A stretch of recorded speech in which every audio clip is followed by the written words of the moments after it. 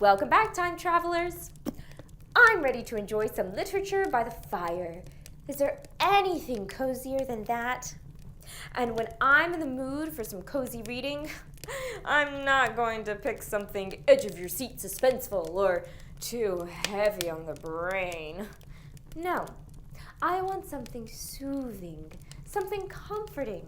I want to feel good after I've read it, like my mind is enriched, my soul is awakened, and my heart is full. And what better choice for some mind-enriching, soul-awakening, heart-filling literature than the Fireside Poets? The Fireside Poets were a small group of writers who hailed from what we know as New England in the northeastern region of the United States. They wrote poems that were shared by families, taught to school children, and acclaimed by critics. These poets enhanced America's literary status and gained popularity with their gentle moral messages and appreciation for the sentiments of Romanticism. Today's video will give you a brief introduction to what you'll find in this week's lesson. You'll begin with an overview of the Fireside Poets and a little refresher on poetry. Then you'll study the lives and works of 3 Fireside Poets: Henry Wadsworth Longfellow, James Russell Lowell, and Oliver Wendell Holmes. Of course, you'll also learn about the historical context in which they wrote, because it had a huge impact on their work. And by the end of the lesson, you'll compose an original poem. The lesson structure remains the same. We begin with our introductory video, and then you have 5 days of PDF readings and activities, along with daily online practice questions and an assessment at week's end.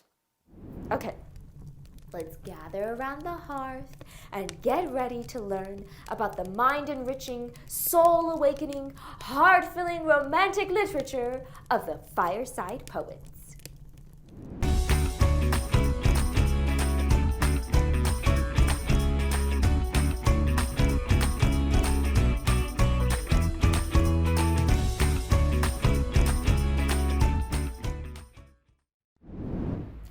As you recall, Romanticism started showing up in American art, music, and literature around 1830.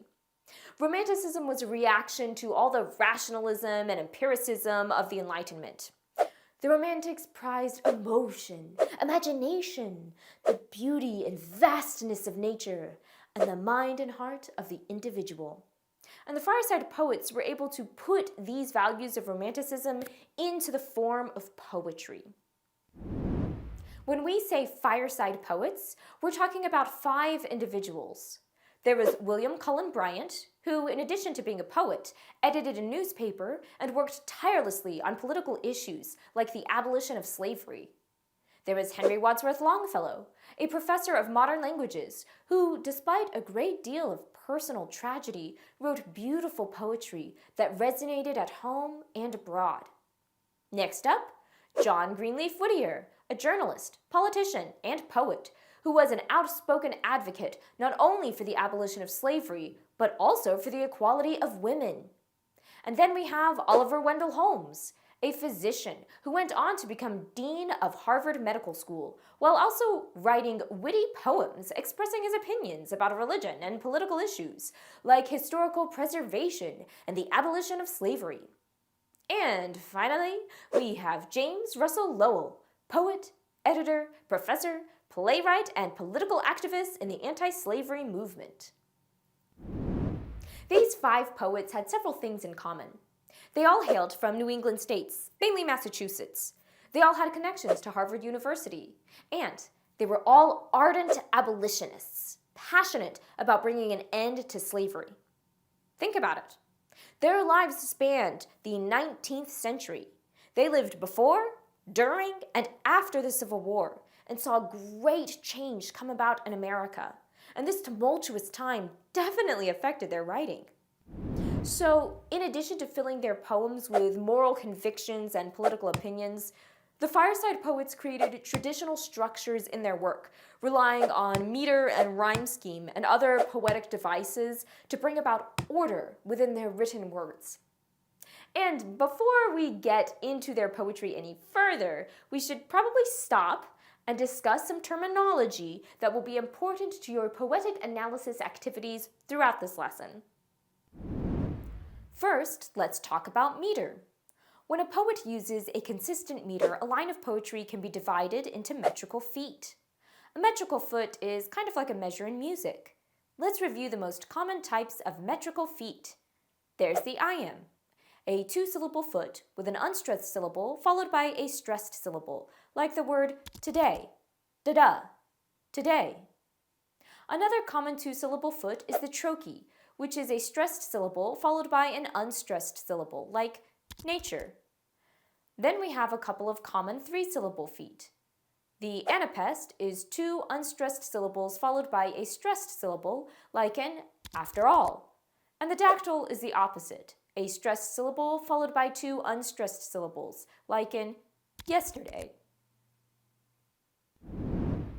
And why is all this meter stuff important anyway? Well, for these poets, meter was intentional. The rhythm created by the meter supported the theme. It gave the poem a feeling that words alone could not accomplish. Metrical feet that begin with stressed syllables can slow the pace and give the poem a heavier feeling. Metrical feet that begin with unstressed syllables can quicken the pace and give the poem a lighter texture. Just listen to the difference between Holmes's anapest dominant lines, "Have you heard of the wonderful one, Hache?" and Lowell's heavier line, made up of trochees. "Slavery, the earth-born cyclops, fellest of the giant brood." Wow, can you feel the difference? That feeling, that pace, supports the heavier meaning the poet is trying to express. And then, of course, there are other tools in the poet's tool bag, like rhyme scheme, which refers to the pattern of rhyme placement within a stanza, as you see in this Longfellow verse. "Life is real, life is earnest, and the grave is not its goal. Dust thou art, to dust returnest, was not spoken of the soul." Notice how the first and third lines rhyme, and the second and fourth lines rhyme. We would notate this stanza as A-B-A-B. And within lines of poetry, there's often the use of repeated sounds. There's the repetition of vowel sounds, called assonance, like in Longfellow's "The tide rises, the tide falls," or consonants, the repetition of consonant sounds in close proximity, like the alliteration found in this line from Longfellow. "Slowly in silent syllables recorded, this is the secret of despair." All of these tools use sound to affect the meaning of the poem, and believe me, these Fireside poets used these tools with calculated intention, which you'll see as you read, analyze, and interpret their works. We'll focus on Henry Wadsworth Longfellow, James Russell Lowell, and Oliver Wendell Holmes this week. You'll read, analyze, and interpret poems by each of these Fireside poets. And at the end of the week, you'll put pen to paper, or hands to keyboard, and write your own poem in the style of the Fireside poets. That means you'll use those tools of meter, rhyme scheme, and other poetic elements to help support a theme that is typical of Romanticism and is expressed with a minimum of 150 words. So, whether you're able to get cozy by the fireside or if you're working in some other venue, you can already start generating ideas for that original poem you'll write at week's end. Throughout the week, remember your daily PDF activities and online practice questions, and of course, the assessment that will wrap this lesson up. All right, you're ready to set sail. Enjoy your journey with the Fireside Poets, friends, and I'll see you next week. Hey, hey.